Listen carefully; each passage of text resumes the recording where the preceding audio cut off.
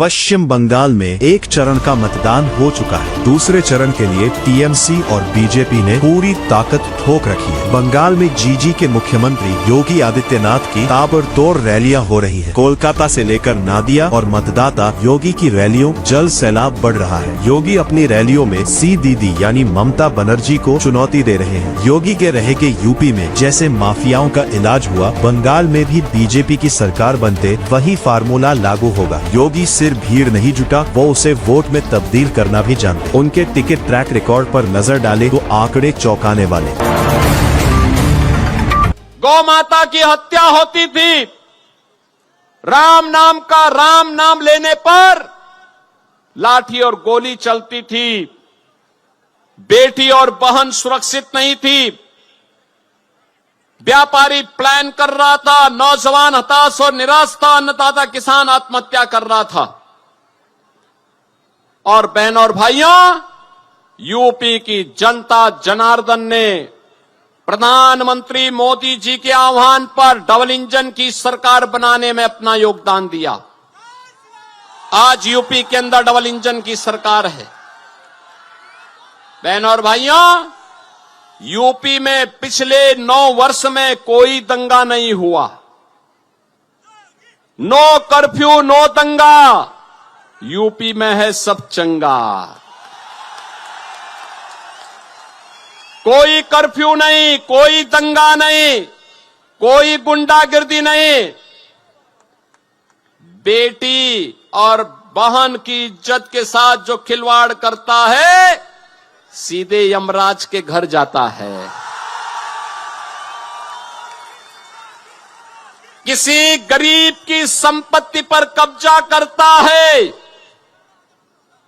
किसी व्यापारी की संपत्ति पर, किसी उद्योग पर कब्जा करता है, तो उसकी पूरी प्रॉपर्टी जब्त करके गरीबों में वितरण करवाने की कार्रवाई आज वहां हो जाती है। यूपी का तो आह्वान है, गौ माता को कटने नहीं देंगे और हिंदुओं को बंटने नहीं देंगे। आज यूपी में सब सुरक्षित है, विकास हो रहा है।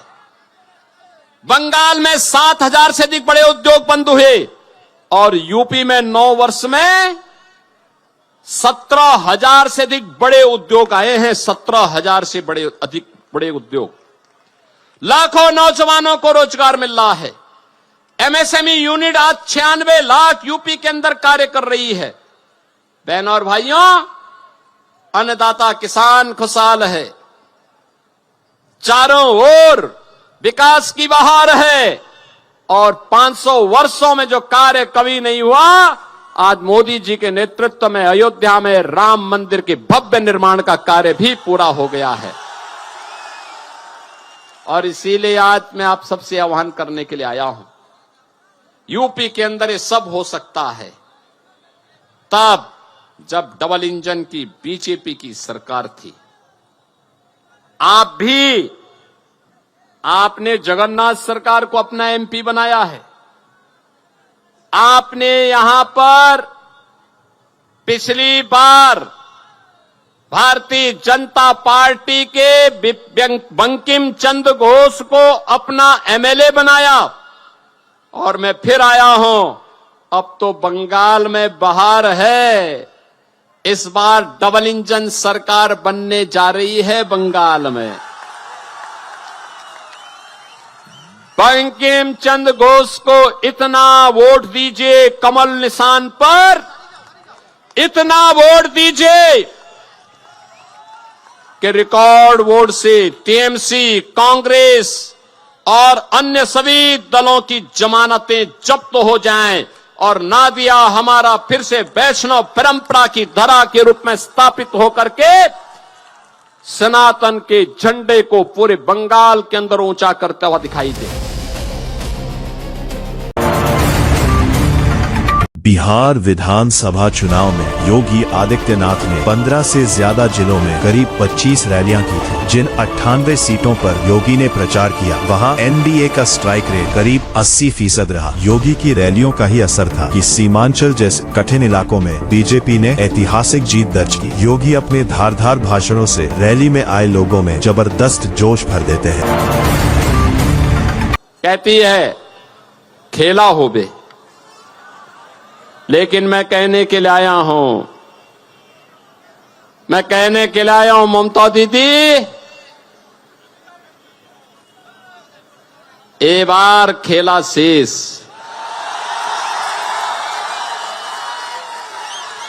ए बार खेला शेष, उन्नयन शुरू। ए बार उन्नयन शुरू। मानते हैं ना? मेरे साथ आप सभी बोलेंगे। मैं कहूंगा इसके लिए आपको क्या करना है। मैं कहूंगा आमार सोनार बांग्ला, आप कहेंगे टीएमसी मुक्त बांग्ला। आमार सोनार बांग्ला, आमार सोनार बांग्ला।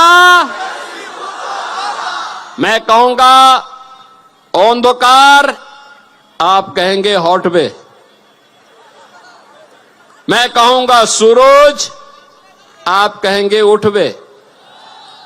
मैं कहूंगा कोमल, आप कहेंगे खिलवे।